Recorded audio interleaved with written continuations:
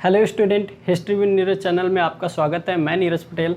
आज आप लोगों का लेक्चर नंबर 34 लेने वाला हूं। लेक्चर नंबर 33 में मैंने आप लोगों को मौर्य वंश के बारे में बताया था। लेक्चर नंबर 34 में आज हम आप लोगों को मौर्य वंश के बारे में ही बताएंगे, लेकिन पिछले लेक्चर में मैंने आप लोगों को चंद्रगुप्त मौर्य के बारे में बताया था। आज हम कुछ बातें चंद्रगुप्त मौर्य की जो बची हुई थी उनके बारे में बात करेंगे। देन उसका बेटा बिंदुसार आया था, बिंदुसार के बारे में बात करेंगे। देन उसका बेटा अशोक आया था, उसके बारे में बात करेंगे। तो ये सारी बातें थी। सबसे पहले बात की जाए चंद्रगुप्त मौर्य की, तो चंद्रगुप्त मौर्य 322 बीसी से 298 बीसी इसका कार्यकाल है और इसने संपूर्ण भारत पर केंद्रीकृत सत्ता की नींव डाली थी। अगर बात की जाए तो ये प्रथम राष्ट्रीय शासक था, क्योंकि ये जो है 6 लाख की विशाल सेना, ऐसा बोला जाता है कि 6 लाख की विशाल सेना लेकर पूरे भारत पर शासन किया था, पूरे भारत पर आक्रमण किया और उसके बाद में शासन करने लगा था वहाँ पे। तो ये सारी बातें थी। उसके बाद में आपको बताएं कि इसने अपनी राजधानी पाटलिपुत्र बना रखी थी और पाटलिपुत्र को बहुत ही अच्छे से सुरक्षित रखा था, क्योंकि पाटलिपुत्र के चारों ओर ऊंची ऊंची दीवार और उसके बाद में खाइयाँ चारों तरफ से खुदवा रखी थी और उन खाइयों में पानी भरवा रखा था। खाइयाँ इतनी गहरी थी कि बात की जाए तो हाथियाँ डूब जाएंगी उसमें, बड़े बड़े हाथी डूब सकते हैं उसमें, इतनी गहरी खाइयाँ थी और उसमें मगरमच्छ छुड़वा रखे थे। तो बहुत ही अच्छे से वेल प्रिपेयर्ड तरीके से जो है इसने अपने पाटलिपुत्र की सुरक्षा की थी। उसके बाद में आपको बताएं, इसने हर एक प्रांत में परिषद का गठन किया था, जिसमें 6 परिषदों में 5-5 सदस्य होते थे, अर्थात हर एक परिषद में 5-5 सदस्य होते थे। उन 6 परिषदों के नाम भी बताए थे मैंने आपको कि कौन क्या करता था। शिक्षा था, स्वास्थ्य था, ऐसे ही सारी चीज़ें थी। उसके बाद में बात की जाए तो जो इसके बाद में आपको बताएं, अवंती राष्ट्र का गवर्नर पुष्यगुप्त वैश्य था और पुष्यगुप्त वैश्य इसने सुदर्शन झील का निर्माण करवाया था। सुदर्शन झील पहली ऐसी झील थी जो सिंचाई के लिए बनी थी। उसके बाद में आपको बताएं, ये जो झील थी ये गुजरात के काठियावाड़ में, सौराष्ट्र के काठियावाड़ अर्थात गुजरात का सौराष्ट्र क्षेत्र था, काठियावाड़ में सुदर्शन झील का निर्माण करवाया था और अशोक के समय में इसे रिपेयर करवाया गया था। अगर रुद्रदमन फर्स्ट की बात की जाए तो इसका जीर्णोद्धार रुद्रदमन फर्स्ट ने करवाया था। ये सारी बातें कुछ सुदर्शन झील के बारे में थी जिनको हम आपको बताते हैं। अगर अवंती राष्ट्र की बात की जाए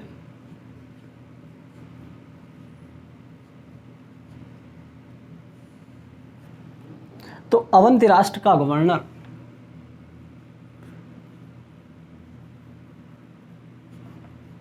पुष्यगुप्त वैश्य था और पुष्यगुप्त वैश्य ने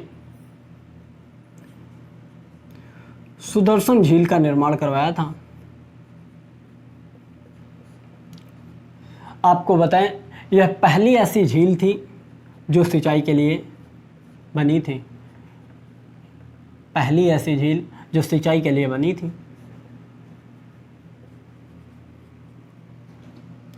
तो ये बात आपको बताई। उसके बाद में मैंने आपको बताया कि अशोक के समय में अशोक के समय में इसे रिपेयर करवाया गया था।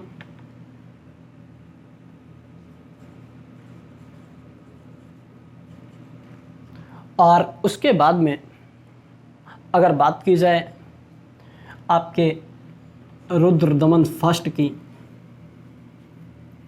रुद्रदमन फर्स्ट, तो इसने इस झील का जीर्णोद्धार करवाया था।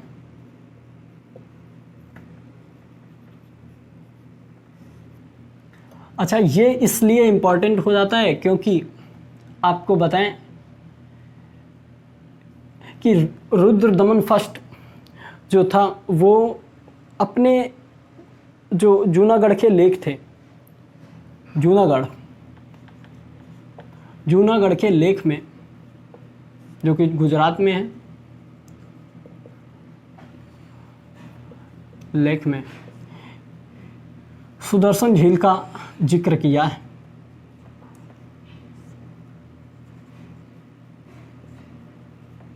सुदर्शन झील का जिक्र किया है। तो ये सारी बातें कुछ जो थी मैंने आपको बताई इसके बारे में। और आपको बताएं जो ये लेख थे तो लेख संस्कृत भाषा में थे। लेख जो थे वो संस्कृत भाषा में थे। और अगर बात की जाए उसके बाद में क्या होता है, यहाँ से देखते हैं कि चंद्रगुप्त मौर्य की जो पैदल सेना थी, शायद से मैंने बताया था लेकिन फिर भी जान लेते हैं, जो सेना थी वो समथिंग 5 भागों में डिवाइड थी। तो 5 भागों में जो डिवाइड थी वो सबसे पहली पैदल सेना ही थी, पैदल सेना। और अगर दूसरे की बात की जाए तो घुड़सवारी या बैलगाड़ी,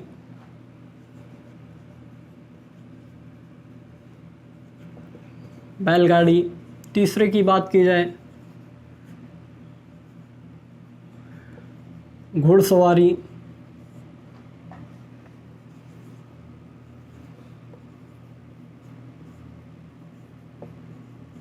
हाथियों का दस्ता भी था इसमें शामिल। और अगर 5वें की बात की जाए तो नौसेना,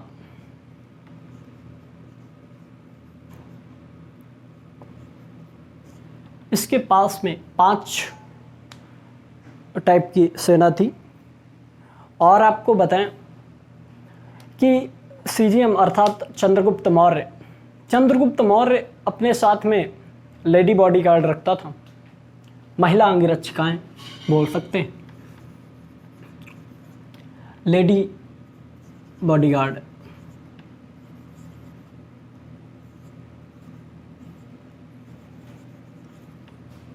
ये अपने साथ में रखता था। और आपको बताएं ये अपने अलग अलग कमरों में, अर्थात जहाँ पे ये रहता था महल में, महल के अलग अलग कमरों में डेली सोता था। अर्थात एक रूम में नहीं सोता था डेली कि उसी रूम में सोता हूँ, क्योंकि षड्यंत्र रचा जा सकता था और षड्यंत्र अगर रचा गया तो ये मारा जा सकता था, इसे इस बात का डर था। तो इसलिए ये क्या करता था, अलग अलग कमरों में सोता था डेली, और अलग अलग कमरों में, ठीक है, अलग अलग कमरों में, अलग अलग कमरों में सोता था। इसने आपको बताएं 3 प्रशासनिक इकाई बनाई थी, 3 प्रशासनिक इकाई बनाई थी। अगर पहली प्रशासनिक इकाई की बात की जाए तो पहली प्रशासनिक इकाई गांवों के लिए, दूसरी शहरों के लिए, और तीसरी की बात की जाए तो जो वहाँ का प्रशासनिक सिस्टम था, जो जहाँ पे रहता था महल का, तो वहाँ का था। सबसे पहला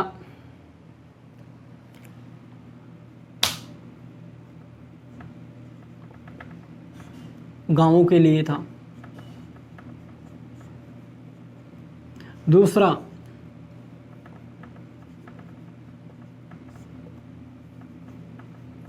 शहरों के लिए, और तीसरे की बात की जाए तो तीसरा आपका प्रशासनिक वर्ग बोल सकते हैं।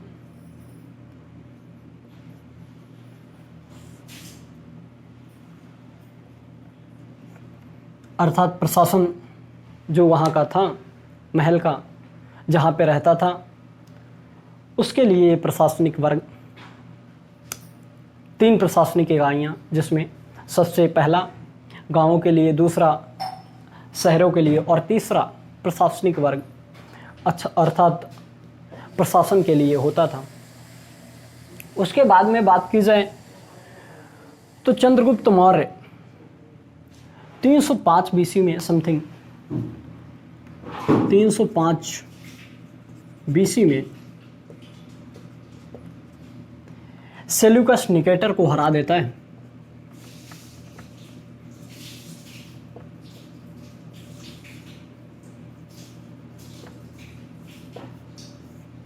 सेल्यूकस निकेटर को हराता है 305 बीसी में, और उसकी पुत्री, सेल्यूकस निकेटर की पुत्री थी जो, उसकी पुत्री हेलेना से शादी कर लेता है। इसकी पुत्री का नाम हेलेना था। उसकी पुत्री से शादी कर लेता है, और शादी करने के बाद में क्या करता है कि बोल देता है, उस पर एक कंडीशन रहती है कि जो इससे संतान पैदा होगी वो उत्तराधिकारी नहीं बनेगी, बल्कि इंडियन पत्नियां जो इसकी थी, इंडियन पत्नी दुर्धरा, उससे जो बच्चा पैदा होगा वो उत्तराधिकारी बनेगा, ना कि हेलेना जो थी इसका बच्चा उत्तराधिकारी बनेगा। ये शर्त थी। हेलेना से आपको बताएं, एक बच्चा पैदा हुआ था और वो बाद में हिस्टोरियन बना था। तो ये बातें आप सबसे पहले नोट डाउन करें, देन हम आपको आगे ले चलते हैं, आगे देखते हैं। और आगे आपको बताएं, उसकी जो पुत्री थी, उसकी पुत्री से शादी करने के बाद में उससे जो बेटा पैदा हुआ उसका नाम जस्टिन था, जो कि बाद में हिस्टोरियन अर्थात इतिहासकार बना था। और जो दुर्धरा थी, उसकी जो दुर्धरा पत्नी थी, ये इंडियन थी। दुर्धरा से बिंदुसार पैदा हुआ था। आपको एक इंटरेस्टिंग बात बताएं, चंद्रगुप्त मौर्य को चाणक्य करता क्या था कि इसके बॉडी को इम्यून करने के लिए, चंद्रगुप्त मौर्य की बॉडी को इम्यून करने के लिए जहर दिया करता था। डेली थोड़ा थोड़ा सा भोजन में मिलाता और दे देता। एक दिन होता क्या है कि दुर्धरा जो है आपका प्रेग्नेंट थी, और उसके बाद में चंद्रगुप्त मौर्य अपने साथ में भोजन शेयर करता है। दुर्धरा के साथ में दुर्धरा और चंद्रगुप्त मौर्य दोनों मिलकर भोजन शेयर करते हैं। दुर्धरा के पेट में बच्चा भी था, 7 महीने का समथिंग बच्चा था। होता क्या है कि जब भोजन शेयर करते हैं तो दुर्धरा पे असर दिखने लगता है जहर का, क्योंकि दुर्धरा तो जहर डेली लेती नहीं थी, लेकिन हाँ इसकी बॉडी को इम्यून किया गया था। और ये जो चाणक्य था इसलिए इसकी बॉडी को इम्यून करता था जहर देकर, कि अगर कोई जहर देकर इसे मारे तो ये चंद्रगुप्त मौर्य अर्थात मरे ना। होता क्या है उसके बाद में देन चंद्रगुप्त मौर्य, आपको बताएं, चंद्रगुप्त मौर्य तुरंत जैसे ही देखता है कि दुर्धरा को जहर का असर पड़ रहा है, क्योंकि उसे मालूम नहीं था लेकिन पता चला कि जहर का असर पड़ रहा है इस पे, उसने तुरंत चाणक्य को बुलवाया। चाणक्य जैसे ही सुना दौड़ा चला आया वहाँ पे, और क्या करता है कि दुर्धरा के पेट से उसका बच्चा जो बिंदुसार था उसे पेट फाड़ कर निकलवा लेता है। होता क्या है इसमें दुर्धरा की मौत हो जाती है। दुर्धरा की मौत हो जाती है, और आपको बताएं बिंदुसार जो था, बिंदुसार पे असर पड़ा था थोड़ा, और जो जहर का असर पड़ा वो उसके मस्तक पर अर्थात माथे पर पड़ा था। इससे हुआ क्या कि उसके जो माथे पर, ललाट पर काला दाग पड़ गया, और काला दाग जब पड़ा इसी वजह से उसे क्या बोला गया, बिंदुसार। जो जहर था उसका असर माथे पर पड़ा था, बिंदु बिंदु हो गए थे, जिससे बिंदुसार इसका नाम पड़ा। और उसके बाद में आपको बताएं, बिंदुसार के बारे में ऐसा बोला जाता है कि जब चंद्रगुप्त मौर्य के बाद में जब ये बैठता है बिंदुसार, इसका बेटा, गद्दी पर, तो इसको भरने वाले लोग होते हैं, चाणक्य के बारे में भरते हैं कि आपकी माँ को इसी ने मरवा दिया था, लेकिन उसको सच्चाई नहीं बताते हैं कि किस लिए इसकी माँ को मरवाया, क्या बोल सकते हैं कि पेट फाड़ा गया था जिसकी वजह से मर गई थी, सही नहीं बताते हैं। तो क्या करते हैं कि चंद्रगुप्त मौर्य तो रहते नहीं हैं, देन बिंदुसार जो था उसने क्या किया, आपका चाणक्य, जो चाणक्य था, चाणक्य को मंत्री पद से हटा देते हैं, क्योंकि मंत्री की पोस्ट पर था, मंत्री की पोस्ट से हटा देते हैं। और उसके बाद में जब बात को पता चलता है, असली सच्चाई पता चलती है चाणक्य के बारे में कि चाणक्य हमें बचाने के लिए हमारी माँ को मरवाया था, अर्थात पेट फड़वाया था, जिससे माँ का देहांत हो गया था। तो होता क्या है, देन फिर से वो माफ़ी भी मांगता है, और माफ़ी मांगने के बाद में देन आपको बताएं, उसको, चाणक्य को अपने मंत्री पद पर दोबारा से बैठा देता है। तो ये सारी बातें हम आपको बताते हैं। दोधरा की मौत हुई, और उसके बाद में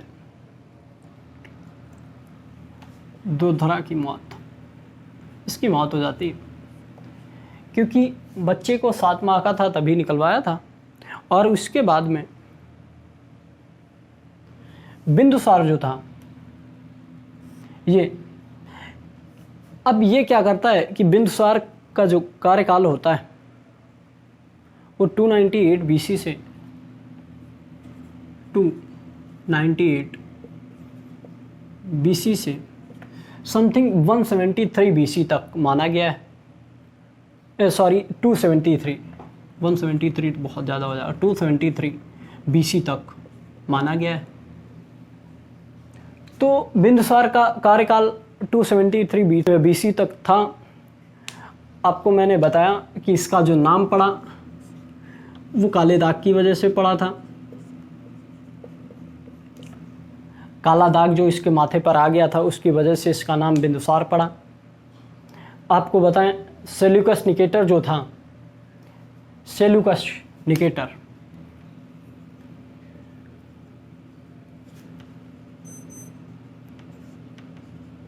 सेल्यूकस निकेटर मैंने बताया था पहले भी कि यूनानी राजदूत मेगास्थनीज को, यूनानी राजदूत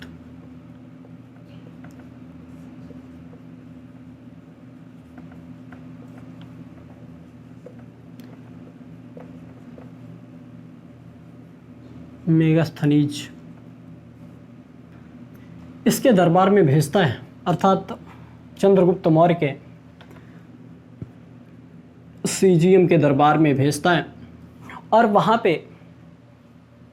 इंडिका नामक पुस्तक लिखता है मेगास्थनीज। उसमें 7 जातियों का जिक्र किया गया है। अगर उन 7 जातियों की बात की जाए, 7 जातियाँ, और 7 जातियों में अगर सबसे पहली जाति की बात की जाए तो सबसे पहली जाति दार्शनिक था, दार्शनिक। और उसके बाद में कृषक, और इनकी संख्या कृषक की सबसे अधिक थी। उसके बाद में पशुपालक थे,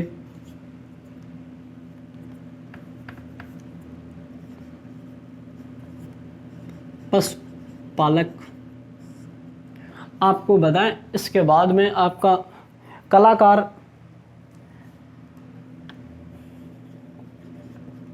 कलाकार के बाद में सैनिक, सैनिक आपका बताएं, सैनिक दूसरे नंबर पर आते थे, सबसे ज़्यादा ये थे। उसके बाद में सैनिक थे, देन प्रशासनिक वर्ग था,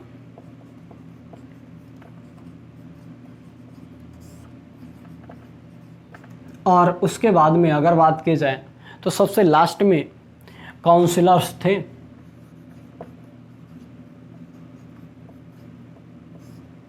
काउंसिलर्स। तो ये 7, 1 2 3 4 5 6 7, 1 2 3 4 5 6 एंड 7, इन 7 जातियों के बारे में बताया था।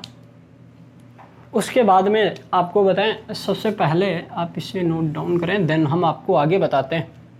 इसके बाद में आपको बताएं बिंदुसार को,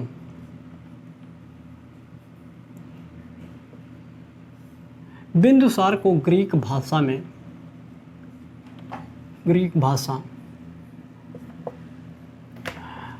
में एंड्रोकोप्टस, एंड्रोकोप्टस या सेंड्रोकोप्टस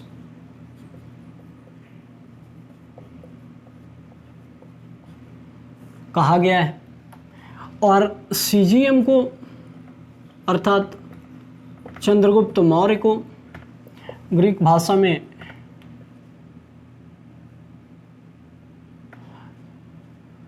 एंड्रोकोटस, अर्थात थोड़ा सा अंतर है बिल्कुल, और सेंड्रोकोटस,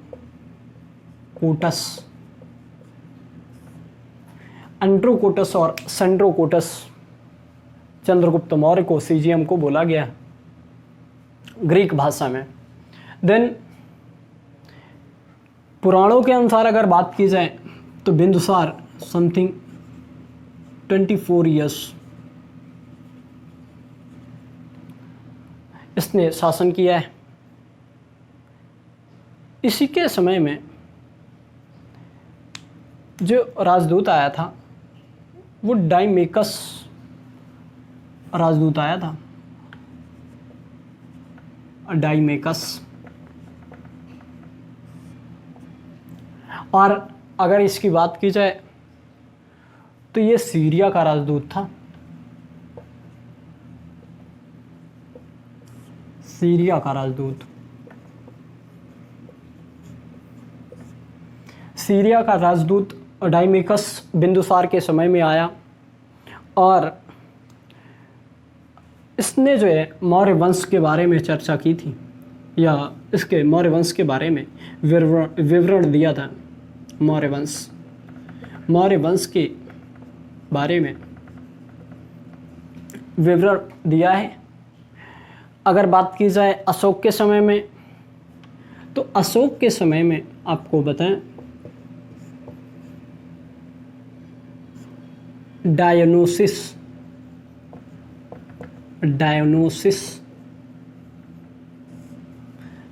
ये जो था वो यूनानी राजदूत था, यूनानी राजदूत था। डायनोसिस अशोक के समय में आया। डाइमेकस जो सीरिया का राजदूत था वो आपके बिंदुसार के समय में आया।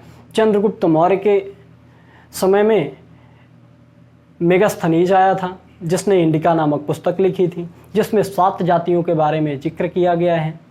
और जो डाइमेकस आया, इसने मौर्य वंश के बारे में बताया। तो ये सारी बातें थी। उसके बाद में आपको बताएं, अशोक उस टाइम पे बिंदुसार, जब इसका बिंदुसार क्योंकि पिता है, अशोक का पिता बिंदुसार था, बिंदुसार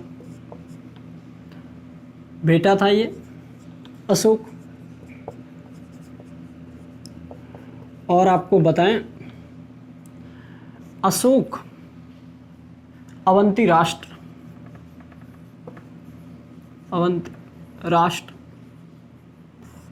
का उस टाइम पे गवर्नर था,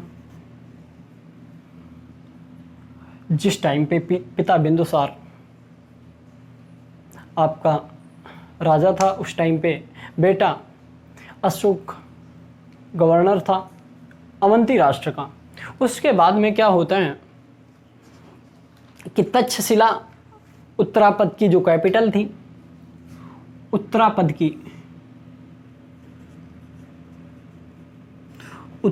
की कैपिटल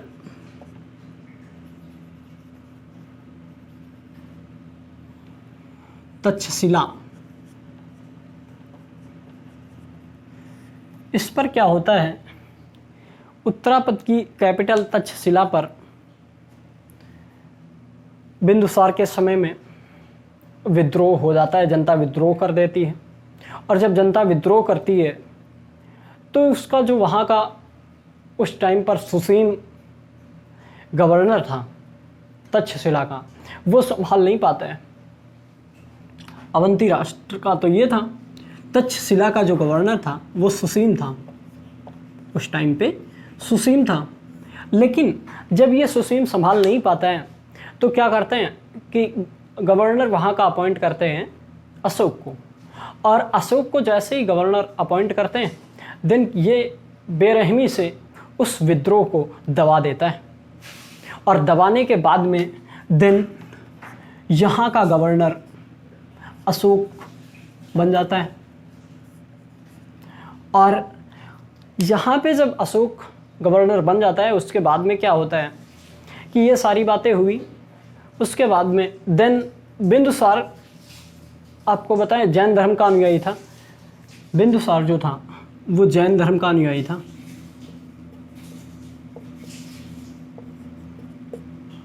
जबकि अशोक जो था इसने बौद्ध धर्म को अपनाया था। तो इसके बाद में इसको यहाँ पे गवर्नर बना दिया गया। देन आपको बताएं इसी टाइम पे बिंदुसार का देहांत हो जाता है। बिंदुसार का देहांत 273 बीसी में समथिंग हो जाता है।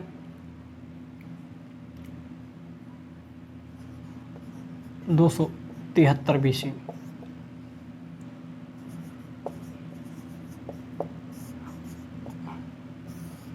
दो 273 बीसी में जैसे ही बिंदुसार का देहांत होता है देन आपको बताएं अशोक गद्दी पर बैठ जाता है।